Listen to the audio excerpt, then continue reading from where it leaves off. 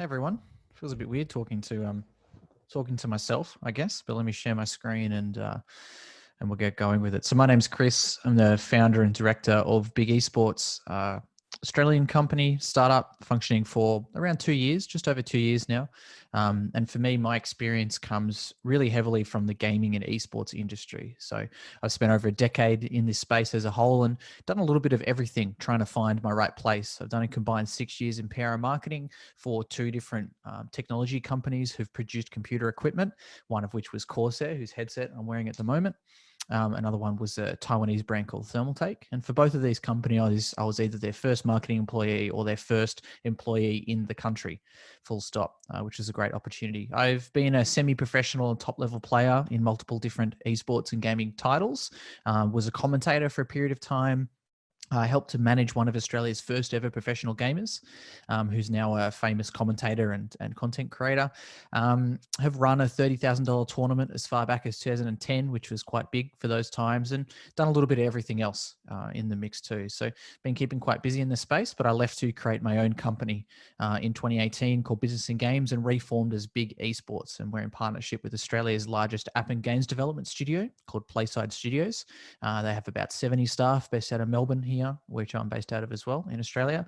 And with us personally, most of our work is international. So we do some work with a few technology companies here in Australia, but primarily, for example, right now we're doing some consultancy projects with some parties in Spain and the US, and another one in Saudi Arabia. And we do a lot of influencer advertising work globally as well, while we're working towards helping new companies launch themselves into the gaming market. So let me just share my screen and I'll open up my presentation.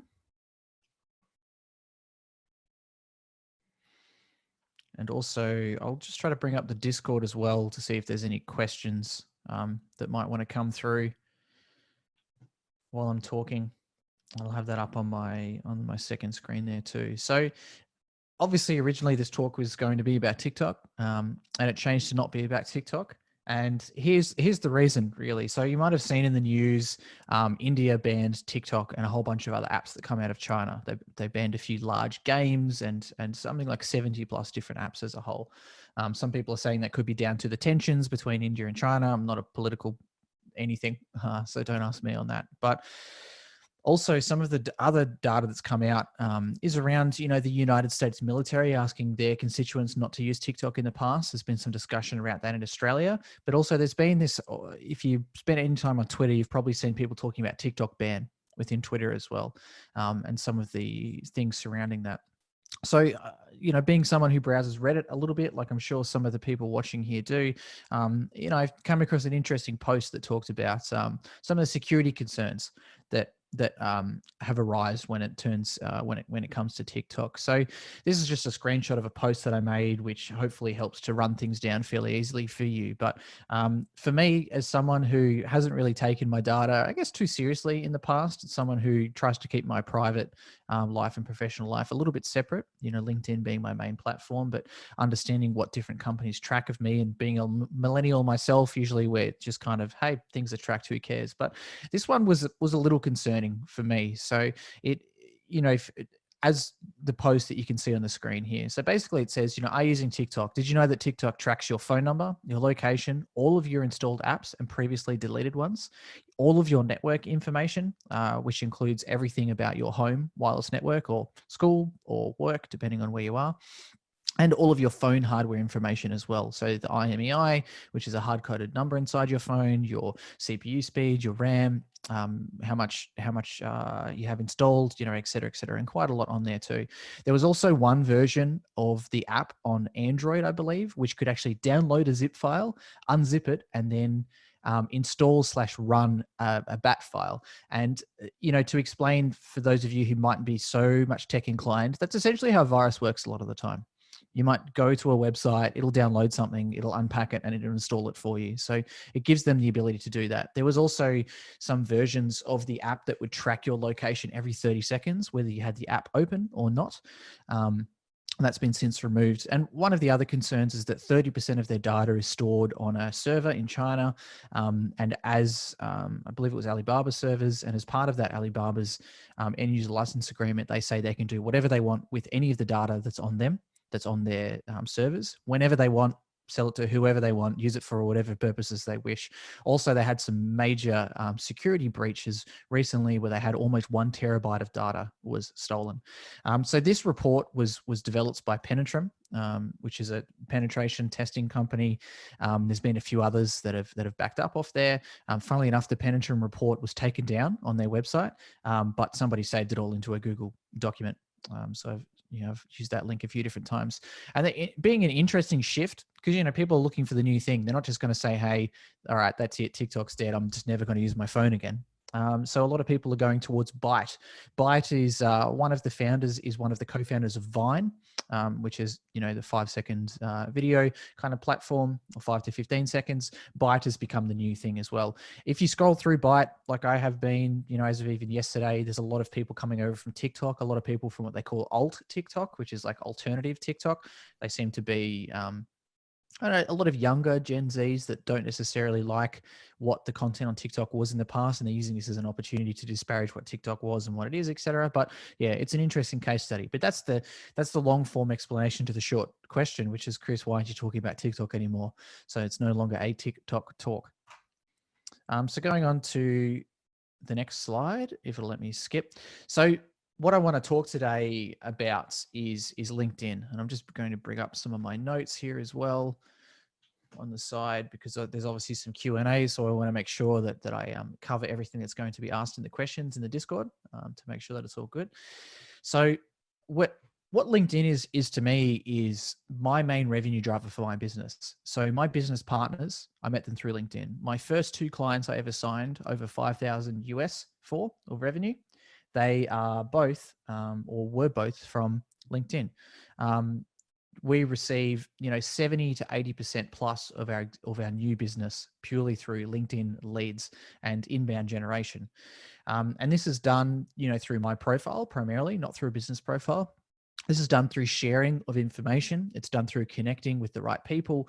And it's done through, I guess, a genuine want and need to help people understand more about the industry, keep up to date with things, and do as little as possible engagement baiting, which is something that I will get into a little bit. I also be talking a little bit about metrics that are standard to track on your profile. Obviously, there's not one right answer. I'll be talking about what sort of content are you aiming to share, how you will share it, talk about my posting philosophy, talk about target adding and how to connect with new people, and talk about engagement baiting, which I mentioned as well. So the real general theme for a lot of this talk is I'll be talking about using LinkedIn, in my opinion, in the right way, generating content, influence, connections, and actual business. We've all seen people complain about LinkedIn.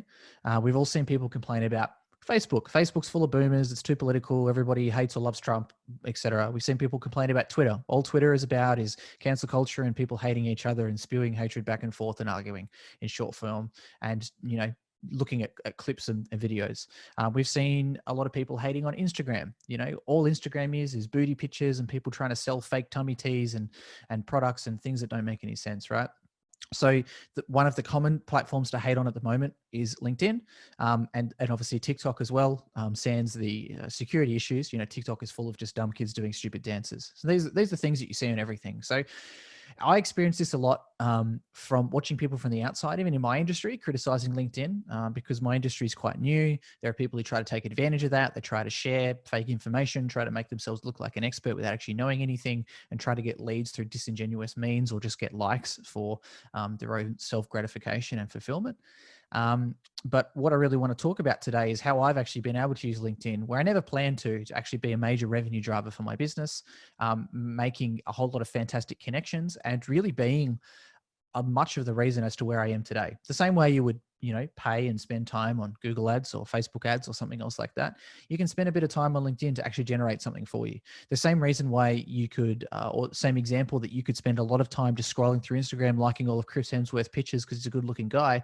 You could also create your own makeup blog on there and try to make some money from, Jeffree Star Cosmetics or someone like that, shooting you through some free products and some cash for showing off exactly what they do.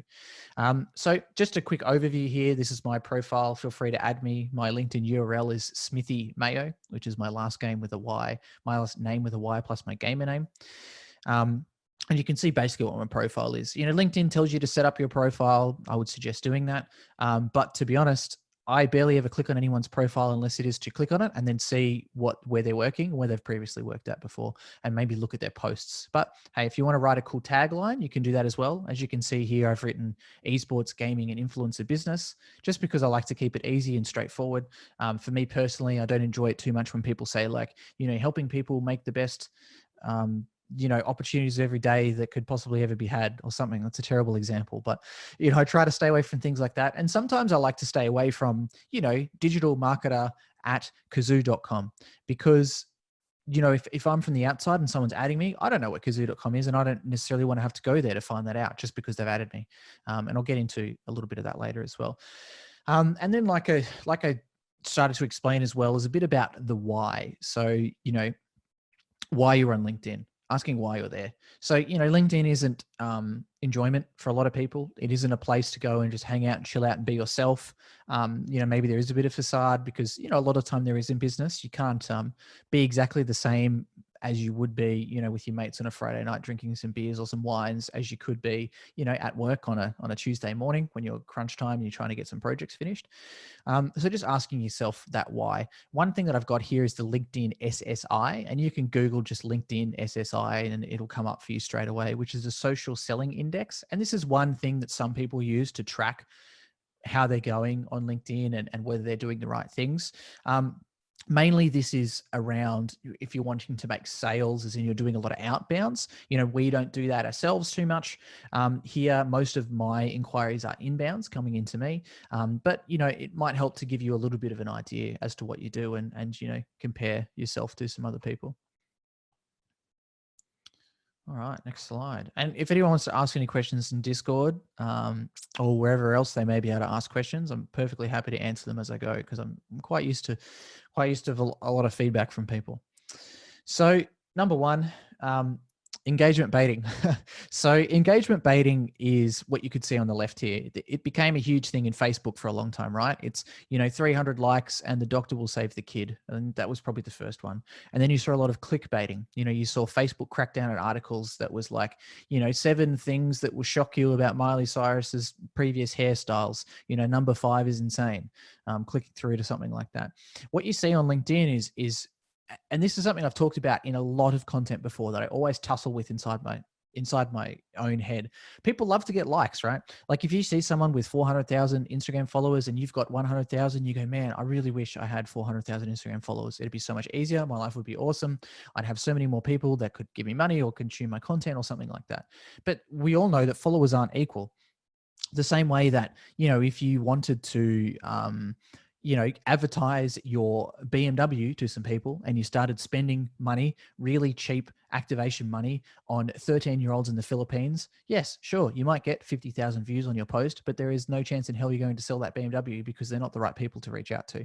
So this is what we see on LinkedIn. There's a hilarious Twitter profile called The State of LinkedIn, who share a lot of things like this. And I'm pretty sure I took this picture from their Twitter, and they share a lot of ones like this of people just making up stories. There's very common, some people will post on their fake feel-good stories about, hey, I came into the office and I was about to fire this lady, but then she looked really upset and then it found out that her son died this morning, but she came to work anyway and I gave her $100,000 raise and now my business makes $1 billion a year, and just stupid things like that. People posting, their 6 BMWs in the background saying, oh, hey, here's a candid shot of me working late in the office, but they're holding up their Ferrari keys next to their head when they don't need to be. I mean, one look at Ivanka Trump's recent advertising on Twitter and Instagram, you'll see the similar kind of themes there where she's holding up a can of beans and says, this can of beans is good, essentially. Like it's not natural in any way whatsoever. So you can see like this engagement baiting post. So essentially what engagement baiting is a lot of the time is, making shallow posts in order to bait people into engaging without providing a proper call to action or a takeaway learning. So looking on the right-hand side, this is my post philosophy for LinkedIn, for example. So this is a post that I made 6 days ago now because I made this presentation yesterday. It's got some good engagements, some good comments, and a wide variety of people engaging with that post. So looking at the text at the bottom, what I'll do is I'll create a tagline. So a heading, Sony has thrown 250 million into Epic Games, which is Fortnite's creator. I'll provide some easy information. So usually anywhere between 3 to 6 dot points that boil down what an article would say in 20 paragraphs or so. So making it really easy for people to understand what's going on. So for here, it's a strategic investment deal. The deal is said to be expanded beyond just games, and Sony is launching its PS5 later this year. Usually what I'll do, and not necessarily in this post because I'm not an expert in this field, is to add some extra information as well, or extra knowledge that maybe they can't get from one article, who can doesn't want to spend the time to learn these extra things. And for me, I'm positioning myself as an expert in my industry, so a lot of the time I will put in some extra tidbits of information. For me personally, the way that I conduct myself online on LinkedIn is I don't give my own opinion unless specifically asked, or I'm doing content in long form, which is say a podcast. So I won't generally make a post like this and then say, hey, my name's Chris, I think Epic Games is great and Sony, it's great that they invested in this. That's not my place. Unless someone asks me in the comments directly, Chris, what do you think of this investment? Then I will answer, but very rarely give my opinion. That's just a personal thing for me. And once again, that's just me really understanding this is how I position my content in the space, and it's worked for me.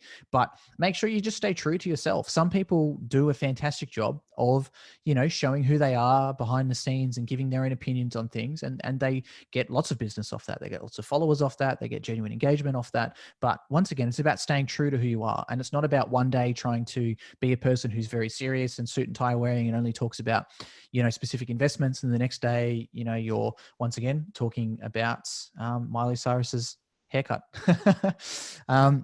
So then what I'll do as well is I'll put in hashtags that are relevant to my space. So hashtags are quite important in LinkedIn in a slightly different way than some of the other social platforms. They'll actually, hashtags will integrate into your feed. So people can follow a certain hashtag. So they can actually select to follow 3, 4, 5, 6, however many I follow. I believe 4 personally hashtags. And if you're scrolling through your LinkedIn feed, it'll actually start to feed you trending posts from those hashtags to you in your normal feed, not from people that you will follow. Because generally in the past or present, a lot of what LinkedIn will provide to you is people you directly follow, say like what Twitter used to be, but now they're starting to integrate, your friend commented on this post and then they might share a secondary connection of yours. Once again, very similar to Twitter. Most of Twitter these days seems to be what my friends and people I'm following are engaging on rather than people I'm following directly. So for me, the relevant ones are generally gaming, hashtag digital marketing, hashtag influencer marketing, if applicable, hashtag esports. If you use an app like hashtag expert, which I've used in the past for Instagram, you can also use that for LinkedIn if you really want to deep dive down into that. But I found it generally works pretty well. And for me, it does definitely bring me extra targeted attention. I try to make my hashtags very short. I feel like it's telling if people use too many hashtags that they don't really know what they're doing and they're really just trying hard to get the views without actually getting specific views from the right people who are viewing their content. But for me, I've been lucky enough that I'll go trending in hashtag esports, sometimes up to twice a week, generally at least once a week. And then once every few months, I'll go trending in digital marketing. But once again, this is about being very, very specifically reaching only the people that you want to reach throughout all that period of time. So I'm hyper aware to not make engagement baiting posts. I'm hyper aware not to, blow smoke up my own butt a lot of the time as well. Obviously, I'll make some feel good posts about some good things that are happening to us, but I won't, post about, too many personal things, and I'll mainly keep it work related on here as much as possible. Then what I'll do is I'll post an image. Generally that image won't be one from the article, might be another one that I'll pull through that's relevant to the content that's happening. And then also I'll put a link in the comments and any sources in the comments whatsoever as well. And then obviously I will reply to people. I've been trying something at the moment, which is liking every single person that comments on my posts. And I don't know if that works. I'm still testing it out, but hey, if that's something you want to try, you can as well. So I have a question here in Discord. Is there a way to see how many people click on hashtags to see which ones are effective? Yes.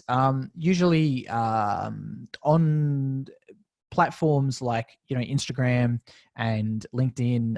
And if you're using something like hashtag expert, it'll tell you not only hashtag expert especially will tell you not only how many posts are made and the frequency of those posts in certain hashtags, it will also tell you what the importance / the benefit of using those certain hashtags are. So they've got some deep dives into there that says, people who use a hashtag gaming on average will receive X amount of likes per post and things like that too. But once again, just be very specific with your hashtags, because usually, you'll see some people that do 20, 30 hashtags, and they'll do hashtag lol, and then they'll do hashtag, I'm a cool gamer, and all these kind of hashtags. And sure, you might get a like, but what does that like actually mean? It doesn't really mean anything at all. It doesn't help. And it doesn't fulfill your need if you're wanting to create a platform to make direct sales, which is once again exactly what I'm doing here. And then obviously at the bottom, quality over quantity. That's the extreme important thing to me. And hey, look, as I'm harping on about this, once again, I'll say, as I've said so much in my content, it's really hard not to make engagement baiting posts, because sometimes you see other people and you go, damn, this person's the same industry as me. They get like 6 times the amount of engagements that I do. It really sucks. I feel like I give quality. Like it's me. It's my ego. Like I feel like I should be getting these, but it's just not worth it, because who cares if I got 700 likes on that post? It doesn't help me whatsoever, because out of those extra 600 people, they're not people that I want to reach out to. They're not people that are going to pay for my services. They're not people that care about me and what I'm doing and my mission. They're not people that are engaging in the comments, and they're not people that are engaging with others. They're just trash a lot of the time, to be honest. So the next topic here is explaining, understanding your metrics. And sorry, I have a question here as well. From Rita, which is, why is the link in the comments and not in the post? So as with most algorithms in most social medias, it's a guess. I have some friends who are big YouTubers who I would probably call conspiracy theorists as far as the YouTube algorithm goes. They get a little bit ridiculous sometimes, but it's similar with LinkedIn. There's no, post exactly like this and it's going to work. There's no use exactly these hashtags or don't use these ones. But one thing that happened when I was a journalist in 2014 to 2016, somewhere around that time, was Facebook tried to combat clickbait by making every single post, if you posted a link in your original post, the post would bomb as far as viewership or what's the word I'm thinking of? Natural engagement that would come through, organic engagement that would come through. So, that was hard for us at the time, because the company I worked for received most of their clicks through Facebook, and through their following on Facebook, people would see the article about technology, click on it, and then read. So it was a little bit of a weird catch-all net. So, in my days when I used to spend a lot of time on Facebook doing marketing there, which is not at all anymore. So my data is very, very old for that. So please don't take any of this. If I'm saying it wrong, I apologize in advance. But, for a long time on Facebook, it was videos are the absolute best if you want engagement. Then it goes down to, say, pictures. Then it goes down to a text post with an image, then a text post, and then a link. Right down, at the bottom in the basement, in the dungeon. And I seem to have found, through anecdotal evidence, very similar in LinkedIn as well. Also, in my opinion, the stuff that comes up in the preview of the link is not as eye-catching as an image. It doesn't fill as much of the screen. It's not as vibrant, as well as it has, it'll have the box around it. It'll have extra text at the bottom that you didn't write, that you can't control. All of these kind of things as well on LinkedIn. So I find that generally works much better for me when I'm posting things. Hopefully answer that question well. I can see some people typing, probably calling me an idiot about saying some things wrong. So understanding your metrics. So these are the metrics that are working for me, and the ones that I'm tracking. Once again, I mean, there's no be all end all. We do a lot of influencer marketing, not on LinkedIn. We do a lot of influencer marketing on Instagram. We know that, engagement rate is important. How many views per story is very important. And how many clicks they might get through in previous campaign performance, not just how many followers someone has. Because man, Kim Kardashian has a lot of followers, but she's popular, but does she have fans? Does she have as many people who go to her profile every single day being like, I really got to know what Kim K's up to? Maybe not, because when you download Instagram, it tells you to follow her, right? So she doesn't have that core hardcore audience. We work a lot with YouTubers. It's not about subscribers on YouTube. It's about average views per video. We work a lot with Twitch streamers. It's not about how many followers they have. It's about their paying subscribers and their concurrent viewership. How many fans are coming back, are paying to enjoy their services, as well as are watching them constantly. Those are the very important things. So with LinkedIn, for me, there are a few metrics that I track. The first one's the most vanity, I think, out of all of them, which is who's viewed your profile. So for me here, you can see a tracking of who's viewed your profile over this period of time. The reason I've had a massive jump recently is I'm working with an investment bank who wants to put 10 million plus into a company. That post, got 200-300 likes on it. I've got, 40-50 messages off the back of that. Out of those, I reckon about 8 of them are proper leads that are coming through. So we're making some introductions. We don't hold an Australian financial securities license. Legally, we can only make introductions, so we can connect people together, and they can invest if they feel like they want to. But this is one thing that I track over time that we see here. And my profile views 100% correlate with the engagements on my posts. So when I've got posts that are starting to get on average 60, 70, 80, 90 engagements, I see my profile views go up quite a lot too. And usually what that means is someone sees my post and goes, okay, Chris has given me some value, or I want to learn a little bit more about this guy. I'm going to click on his profile. I'm going to read through. And that's a win. That's a real win in my book, because that's the first part through the funnel they're getting through. They're seeing you in the algorithm and they're going, okay, I want to learn more about this person. They might add me off the back of that. They might follow me. They might engage with me, or at least if nothing else, it's a win because now they know who I am and they didn't know who I was before. So this is one metric that I track a bit. And this is a metric that we also track on a board level with my company. I actually report back to my board every quarter when we have our major board meetings. And this is a metric that we track as part of that, along with my podcast downloads, along with, all that other kind of stuff too. Just a question from Kirsty from Zockmillan as well. Am I using the new stories feature on LinkedIn? I am. I'm also using LinkedIn Live. For me, stories has not done anything for me thus far. The first few days I was getting 80 to 90 views per story every 24 hours. Now I'm getting like 20. And as far as people actually engaging with those stories, I've gotten one message out of about 30 stories I think I've posted so far. Probably not 30, actually, probably more like 15 to 20. So I really haven't seen much advantage out of the stories thus far at all. I haven't heard of examples of anyone else seeing much advantage out of it. Very similar to LinkedIn Live. It doesn't seem to have direct advantages, but you've got to kind of make that up, which is another topic for another day. Because I don't want to run too over time. So just checking my watch here. We're almost 30 minutes in. The other thing that I track a lot too is when you make a post, you can actually click on the views. So at the bottom of the post, it'll say here, 4,917 views on your post. I'll click on that and it'll actually tell you the kind of people that have viewed your post. Now, I don't have any sort of LinkedIn premium at the moment. I had it for a year and a half. I wish I canceled it much sooner. For me, it wasn't worth it for me whatsoever because I'm not making outbound sales. I'm not a recruiter. Those are the two people that will generally use a LinkedIn thing. I could see everybody who viewed my profile, but it generally wasn't that important because there were people who were adding me anyway. So I've got access to those people. So I don't need that. And I've never needed email credits. But that's, once again, I think where I am sitting, my position in the industry and where I've positioned myself is people reach out to me rather than me reaching out to them. So once again, not applicable for me, maybe for you. So when you click on this views of the post in your feed, you can see here, so here's a post I made on July the 12th. It got 36 reactions and 10 comments, 3,725 views. This tells me that I'm reaching the right people. So Playwire is an influential up-and-coming startup who's raised some good capital in the esports and gaming space. They have 7 of their staff are reading this one specific post. Riot Games is one of the biggest games publishers in the world. 6 of their staff have read this post. Sport5, I don't know, I got to look them up. Corsair is one of the largest computer peripheral manufacturers in the world. I used to work for them, wearing their headset at the moment. They're also reading my post, which means that they're still following what I'm doing.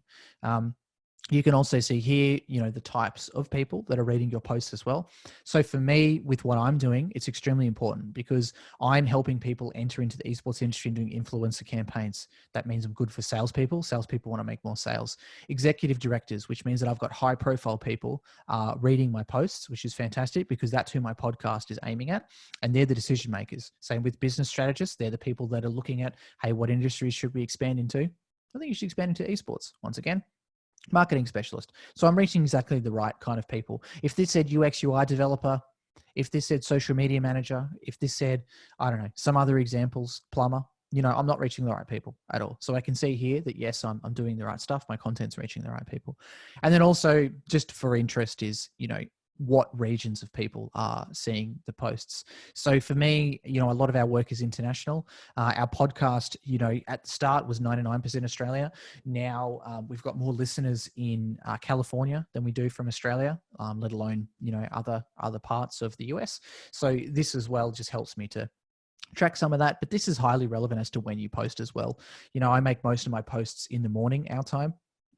Around 8 to 9 to 10 a.m. Melbourne time, which is, at the moment, 8 a.m. Melbourne time to 6 p.m. EST, which is New York City. So, I'll make those kind of posts too. And then here I use as well the amount of engagements and comments to track. The amount of engagements and comments is not something that we'd usually use to track on any other platform by any means. For most people, they would say, just how many likes you get on a post is done. But once again, if you go back to my philosophy, which is I am hyper consistent with the types of content I post, that means that the amount of people engaging with them are people who are engaging and saying, yes, Chris, I got something out of this post. So it means that I believe personally that that's something I can track, but I'm really happy to be challenged on this. And I'm really happy to be challenged on anything else. If you think you can do stuff better or some more, please tell me, because I'd like to, as always, I'd like to grow my LinkedIn. So I'd love to learn that I'm wrong for sure. Do you think LinkedIn needs to keep adding more features to keep up with the Joneses? Do we really need stories on LinkedIn? Question inspired by Bell Scott and Kelly Hody. Oh, yes. LinkedIn is so lacking in features. It's ridiculous. I don't know the demographics of any of my followers. I can't advertise a personal account. LinkedIn Live, you apply for it. Are you going to get it? I don't know. People with 4 times the amount of followers of me still don't have LinkedIn Live. I have LinkedIn Live, but my business page does not have LinkedIn Live. Why? Don't know. When you ask them, they say, just hold on, you might get it. There are so many things with LinkedIn that they need to improve. I don't think stories are that applicable because stories are about following people. So an influencer these days, you can't be,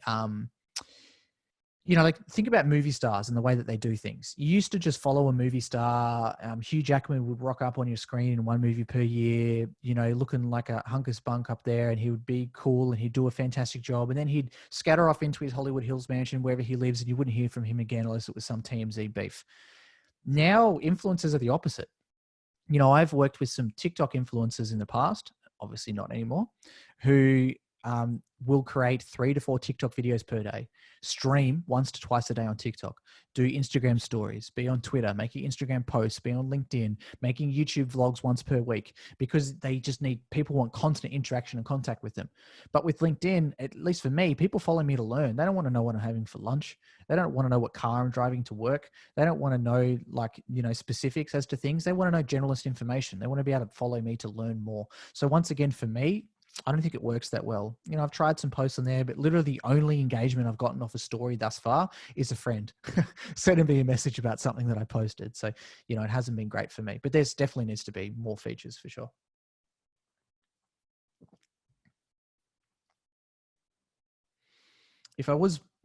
So basically, another question from Kirsty is saying, I've said a few times that my content is mainly curated news and commentary rather than more opinionated. Do you think being more opinionated would benefit or harm your personal brand? I mean, if that is your personal brand, no. I've got some friends who are very outspoken on various platforms, on Twitter and big YouTubers and this kind of stuff. And they make their living off giving their opinion. And I make my living off giving my opinion a lot when I'm doing consultancy, when I'm doing a feasibility study at the moment for brands in Saudi Arabia, telling them what parts of the business they want to launch as crap and what parts are good. But I feel like for me, there's a time and a place. And, unless I'm specifically asked, I've given a lot of opinions in this talk, for example, but once again, they're always ended with, this is what works for me. And this is what I've done. And if you see success from this too, you might, if you're doing exactly what I do, but stay true to yourself and stay true to what you're doing. I tried for a little bit. I talked about this in a LinkedIn Live I did last night. I tried posting about myself a little bit more for a while. My views bombed massively. So I'm not the pool here. It's just my knowledge. It's my brain that is. So another point here is establishing the right connections and how to drive discussion. So this is target adding, for example. So target adding is adding specific people of interest in certain companies or industries to gain contact or influence. So what I did for a while was I went, okay, I'm new to this LinkedIn game. I want to grow in some certain areas.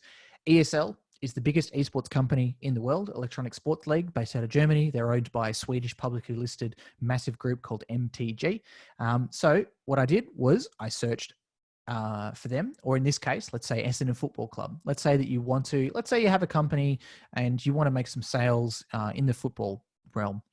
So what you could do, actually, I'll use this example. And what I did was A-League teams started getting into esports. So on one of my monitors over here, I opened up every single A-League team. On this monitor over here, I had LinkedIn open. And I went, okay, who's number one on the ladder? Sydney Wanderers, let's say it's them. Plug them in there and added everybody that was in marketing, community management, business development, growth, executives. All right, next team. Add the next kind of people. And then as these people would accept me, I'd reach out to them with a message. I'd reach out to them with something that is clear, very concise, that gives them a compliment, that shows them I understand who they are, that shows it's not a copy paste, and a call to action. So, hey, let's say I added Mark. Hey, Mark, been a massive fan of Essendon. You know, been an AFL fan of you guys since I was in grade 1. I chose you because I moved to Tasmania, was forced to like an AFL team, and my favorite colours were red and black, and you happened to win the premiership. So congrats, you've got me as a fan. I'm reaching out to you because I would like to, have a meeting with you. I'm working with this company. Here's what I'm doing in the space. If I could grab some of your time, otherwise I'm happy to shoot through an email. If you're not the right person for me to be in contact with, please let me know. Let's catch up. There you go. That's an example of a message. It's very clear, very concise. The worst types of messages that you can send are, hey, I'd like to do some work with you, because it puts the onus on the person on the other side. And let's say that's everything that you said. It puts the onus on the person on the other side to actually go through and to understand who you are and what you're doing. You're reaching out to them. You have to make their life as easy as possible, and you need to make it a yes/no decision a lot of the time. The worst thing you can do as a startup or a company, in my experience, personal experience, is taking 6 to 9 months to get to a no. Terrible. It sucks. It's horrible. You just waste so much time and you feel really defeated. And that's happened a lot to me in the past in business, until I changed the way I was doing things. And we'll get quick no's, rather a quick no any day of the week. Usually I'd rather a quick no than a 9-month yes. It's just ridiculous. You become a stalker at that point. Also, what happens when you accept people. So let's say Mark added me and I accepted him. It would probably come up underneath saying, hey, maybe you should add these other people that Mark knows, like Xavier Campbell, like Woody Reed, like Brenton Humphreys, like Tyler Emsden. So that's kind of similar to what this says down here too. This is giving me suggestions for people to follow.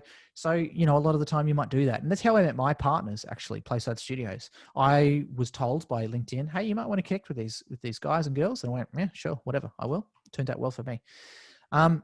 Here's some examples of different types of content that I do. So on the left, here is content that isn't in dot points, but in very similar form. So a merchandise released by 100 Thieves. The most amount of emotion I've put into this is it's fantastic. It's called the No Camping Collection. Here's when it comes out exactly.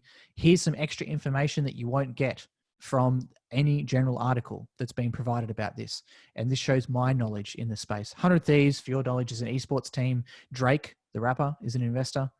Scooter Braun, who is Justin Bieber's manager, is an investor, and they do really good limited edition merchandise capsule releases. This is one that comes out. What's the date today? Comes out soon, in about 2.5 days' time. So I posted about it once again with an image, or this was a video in this case. You just can't see the play button. And I posted some extra information on there about a lot of this stuff sitting on StockX. I mean, if you want to grab an OG drop from these guys, like a windbreaker, I think it was released at 110. They're about $400 on StockX USD at the moment. So could be an investment. The next one here. So this is a little bit personal. It's a picture of me many moons ago, hunched over like a nerd at a laptop.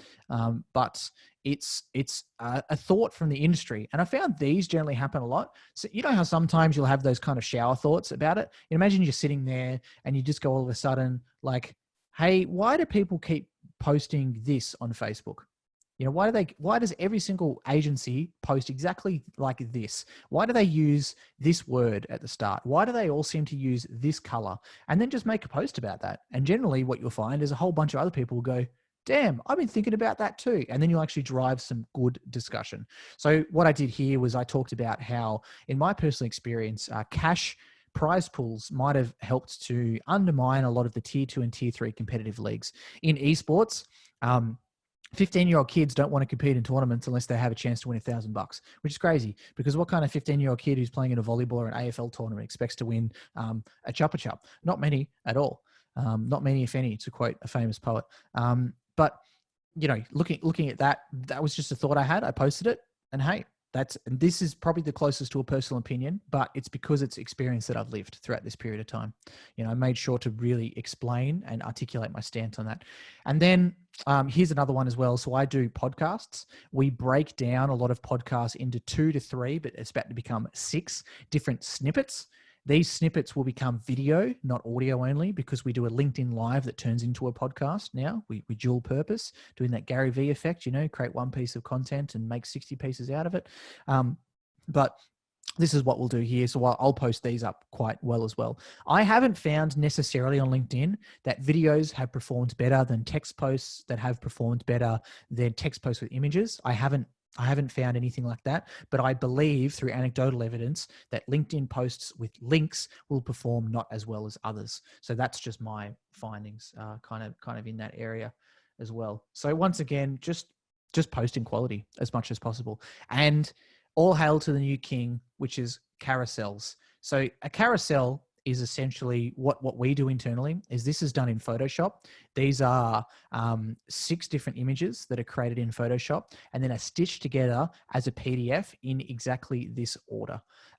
Then the PDF is uploaded to LinkedIn, and it comes as a sort of carousel like you would see on Instagram. Instagram, you can post 5 images and then people can tap next to see through all the carousels.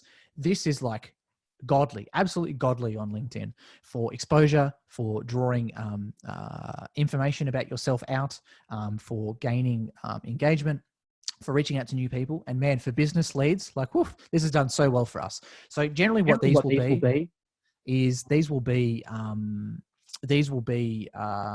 case studies a lot of the time, announcements of things that are going up and things that are selfishly about us. So there's an influencer marketing conference and expo happening right now. After today's over or this is over, you should go take a look at it. You can go to influencermarketingconferenceandexpo.com.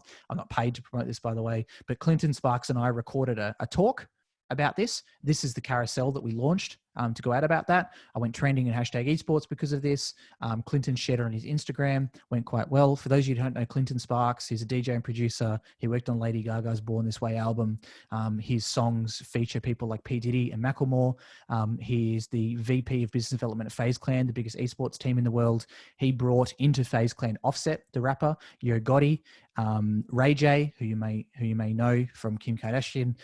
He convinced Mark Wahlberg's kids to play video games, or convinced Mark Wahlberg to let his kids play video games because he didn't want him to, et cetera, et cetera. So Clinton and I did a talk together about the convergence of gaming and culture and all that kind of stuff too. But what we tried to do with these is we try to make every single bit of the carousel as punchy as possible, so people will click through next to read them all. So you've got to bring people in with something cool. Travis Scott did a skin in Fortnite. I think it looks pretty cool with the splash behind it, so we released that. Marshmello, the DJ, he did a thing in Fortnite as well. And then we try to make every single one of these carousels punchy. You don't want any filler in these whatsoever, because you want people to get to the 6th as much as possible. And yeah, that's where I'm going to leave it. So I think yeah, thanks to the organizers for having me, and thanks to you all for listening to me rant on today. I just got there in time, which is fantastic. If you want to connect with me on LinkedIn, you can head to linkedin.com/in/Smithy Mayo, or you can look up Chris Smith, a white guy with the name Chris Smith. It's very common, might be hard to find me, but my profile photo is me, with like a blue background, if that helps, if you're a visual person. Or you can find me on Instagram. I don't post much. Once again, not my scene. I'm too nerdy and not good looking enough, Smithy Mayo. Or you can find me on Twitter, which is where the gamers hang out, which is Smithy Mayo, or BigEsports.gg. So thanks everyone, and I hope you enjoyed some of my anecdotal and personal evidence and history posting on LinkedIn. For me, a lot of people love to talk a lot of crap about LinkedIn. I think rightfully so, but hey, every platform's got a lot of crap on it. So if you can be the type of person that cuts through the chaff, yes, you're not going to get 600 likes per post because you're going to be posting quality, but hey, you're going to be getting leads off that, which is important. And obviously it doesn't happen straight away. One thing I didn't talk about is LinkedIn for me started as a digital resume. You add only the people who you've worked with, you get them to endorse you, you get them to write endorsements about you as well. Then it turned into, hey, if I find an article that I find interesting, I'm just going to copy paste it into LinkedIn. Maybe someone else will find it interesting. Then it became, hey, Chris, let's spam out as many people as we can who are relevant. And now it's become, let's create the best content we can that's possible, and people will come to us instead of us going to them. Thanks everyone. If there's any more Q&A questions, I'm happy to answer.